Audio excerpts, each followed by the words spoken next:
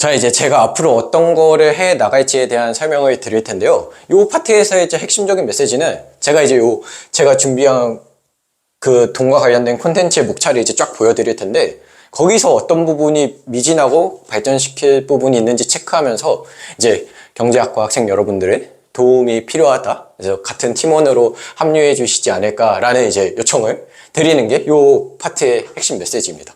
자, 그러면 이제 구체적으로 경제랑 돈과 관련된 지식을, 그래 네가 혼자 공부해서 뭐 책, 강의, 홈페이지 만든 거 알겠다.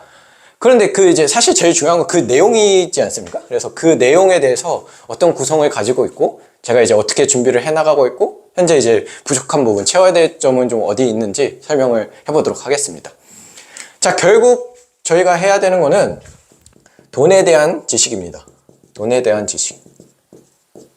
돈에 대한 지식인데, 좀만 더 구체화하면 돈의 흐름에 대한 지식일 거예요. 그런데 이제 제가 세상을 이제 둘로 한번 쪼개보겠습니다. 세상을 둘로 쪼개면,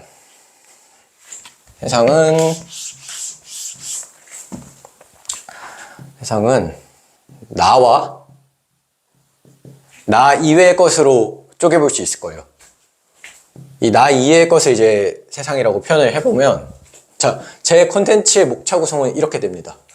세상에서의 돈의 흐름은 제목이 돈이 굴리는 세상입니다. 그 다음에 나한테 벌어지는 돈의 흐름은 제목이 내가 굴리는 돈입니다. 그래서 여기서의 이제 가장 큰 제목을 얘가 이제 내가 사는 세상 2라고 제목을 지었고요. 얘가 이제 내가 사는 세상 1입니다. 내가 사는 세상 1. 자, 그러면 이제 이 모든 것들이 이제 하나의 스토리라인을 가지고 가는데요. 컨셉 자체가 뭐냐면, 돈이 굴리는 세상이 이제 세상에서의 돈의 흐름을 알려주는 거니까, 여기서 세계 여행을 떠나서 이제 집에 돌아와서 이제 나한테 벌어지는 현금 흐름을 하는 거니까, 이거는 재무설계 개념을 익힌다라고 가장 직관적으로 설명을 드릴 수 있을 것 같아요. 그래서 이제 세계여행 갔다가 집에 돌아와서 재무설계 한번 해보자. 요게 가장 큰 컨셉입니다. 그런데 이제 요것도 다 각각이 이론편, 돈이 굴리는 세상도 이론편하고 현실편으로 구분이 됩니다. 그 다음에 내가 굴리는 돈도 이론편하고 현실편으로 구분이 됩니다. 그래서 조금 더 디테일하게 살펴보면, 세계여행을 어떻게 떠날 거냐 하면, 이제 여기서는 세계지도에 대해서 배웁니다. 세계지도. 그러니까 돈의 관점에서 세상을 바라보면, 경제적인 관점에서 세상을 바라보면 세상이 어떻게 생겼는지, 이 세계지도를 배우는 컨셉이고, 이제 세계지도라는 이론적인 내용을 배웠으면 실제로 주머니에 넣고 캐리어 들고 세계여행을 떠나는 거죠. 그래서 현실편에서는 일본, 유럽, 중국, 미국, 한국 순으로 해서 맨 마지막 관광지가 한국입니다. 그래서 한국이라서 이렇게 해서 집으로 돌아온다. 뭐 약간 이런 컨셉입니다. 자, 그러면은 이제 그 다음에 집에 돌아와서는 여기서도 이제 재무설계 관련된 내용을 배우는 거죠. 예를 들어 뭐 은퇴설계, 아니면 뭐 이게 이제 그 재무관리사 CFP라는 가장 대표적인 시험의 예시인데, 여기서 이런 식으로 제시하는 상황들에 대한 해설을, 그러니까 상황을 분석할 수 있는 능력을 기르는 게 가장 중요하다고 생각이 들더라고요. 그래서 약간 이런 겁니다.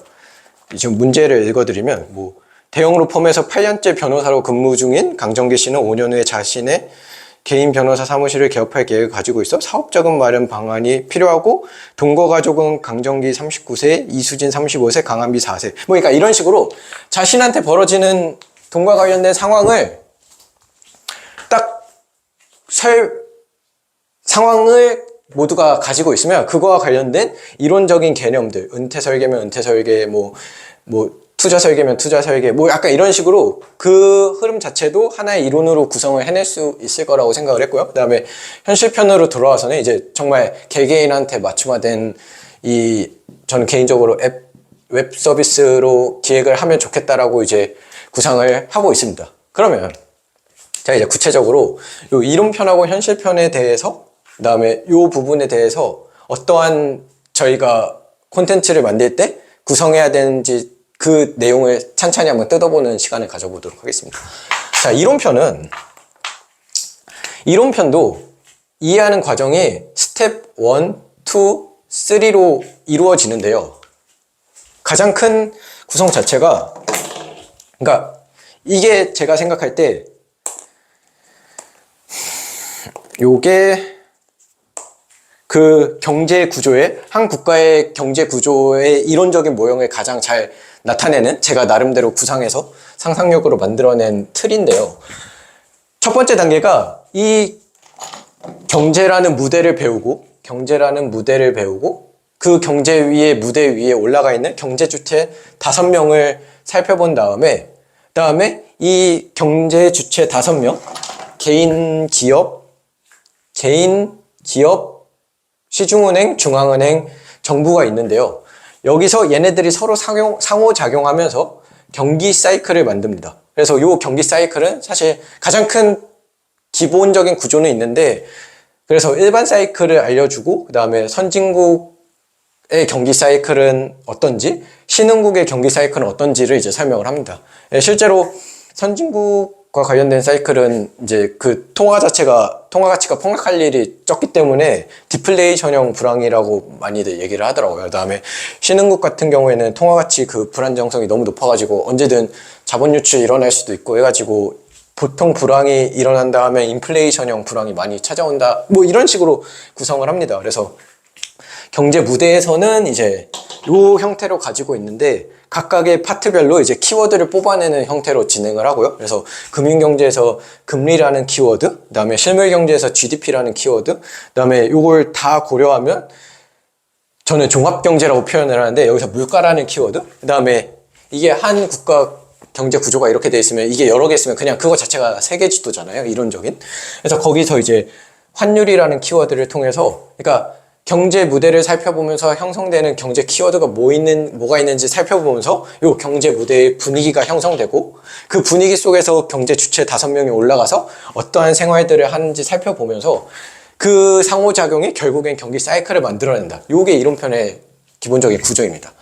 그래서 한 국가 경제가 돌아가는 이론적인 틀을 이제 각각의 현실편에서 적용을 하는 거죠. 예를 들어 뭐 일본에서 도대체 왜 그 1990년대부터 잃어버린 20년을 가지게 됐는지, 그게 이제 뭐 환율과 관련된 플라자 합의라는 게 있었던 게 거의 출발점이다, 뭐 이런 식으로 서술하기도 하고, 뭐 2008년도에 미국에서 일어났던 금융위기가 이제 이걸 극복하기 위해 요 경제주체 5명 중에 중앙은행이라는 경제주체가 어떻게 통화정책을 써서 극복을 했는지, 요거 이제 미국에서 얘기하고, 뭐 한국에서는 도대체 왜 외환위기가 일어났는지 이런 걸 이제 신흥국 경기 사이클에 비추어서 관련돼서 설명을 하고, 이런 식으로 이론적인 내용을 배우고 현실편의 내용을 이제 쭉 흘러가는 내용을 이제 설명을 합니다. 그 다음에 이제 이 이론편은 이제 아직 여기가 이제 거의 준비가 안 돼 있기 때문에 제가 이제 어떻게 진행할지에 대한 구성은, 일단 가장 기본적으로는 여기도 이제 일단 시사경제나 이런 제가 돈과 관련된 자료를 찾아보면서 그 관련된 콘텐츠를 어떻게 연결시킬지는 약간 미시경제학이나 거시경제학을 공부하면서 이제 그 뼈대를 잡아가고 있는 과정인 것 같고요. 여기서는 이제 재무설계사라는 시험이 있습니다. CFP라는 시험이 있는데, 요거 이게 전 단계가 AFPK라는 게 있는데, 일단 여기까지는 왔는데 이제 계속 요거 준비를 하면서 저 나름대로의 목차를 또 나름대로 구성을 해서 설계를 해 나갈 겁니다. 그러면 자, 이제 저의 그 콘텐츠에 대한 구상은 이런 식으로 뽑아내면 될 것 같고요. 도대체 어느 부분이 이제 경제학과 학생분들이 이렇게 같이 팀을 이뤄서 해주겠다고 말씀을 해주시면, 저는 일단 다 해야 됩니다. 다 관련돼서 다 이제 모든 부분이 지금 다 개선화 시킬 지점이 있기 때문에 다 해야 되는데, 특히나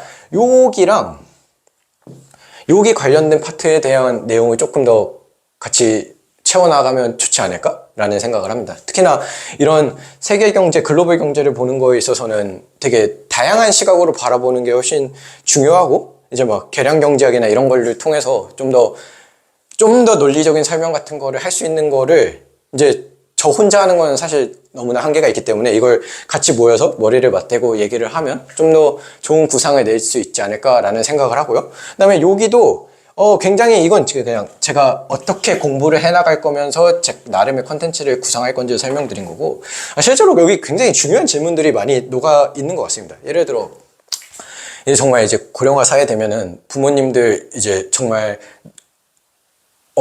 암이나 치매를 피해가기가 정말, 그러니까 너무 이제 흔한 노인분들한테는 그 가능성이 높은 질병이기 때문에 이거에 걸리면 나는 얼마만큼의 돈을 써야 되지? 그거에 준비 자금을 얼마를 마련해야 되지? 뭐 이런 것부터 시작해서, 예를 들어 뭐 노인 주간 보호센터를 보내드려야 하면 나는 어느 정도의 돈을 준비해야 되지? 아니면 뭐 이제 뭐 어떠한 교육 자금이 필요하다 하면 이거는 정말 어느 정도 수준이 적정한 건지? 라는 지금 현재 상태 사회가 가지고 있는 평균적인 그 라인은 있을 텐데, 그 가이드라인을 제시해주는 일을 좀 구체적으로 머리를 맞대고 하면은 좀 더 다른 사람들한테 이제 이거를 콘텐츠로 딱 제공을 했을 때 훨씬 더 저희가 궁극적으로 하는 돈에 대한 지식을 통해 돈으로부터 독립을 해서 자아실현을 할 수 있는 그런 환경을 만드는 거에 대한 큰 틀을 가져갈 수 있지 않을까라는 생각을 합니다. 그래서 일단 제가 책 관련된 링크는 아래에 걸어 드릴 거고, 강의는 이제 뭐 그때 폐강되지 않았던 그 세종캠에서 했었던 강의는 유튜브에 다 올라가 있습니다. 그 다음에 홈페이지도 지금 들어가면 열람을 하실 수 있고요. 그래서 제가 해왔던 것도 보시면서 이제 앞으로 아직도 이렇게 해야 될 게 많으니까 요거와 관련돼서 관심이 있으시면 제가 밑에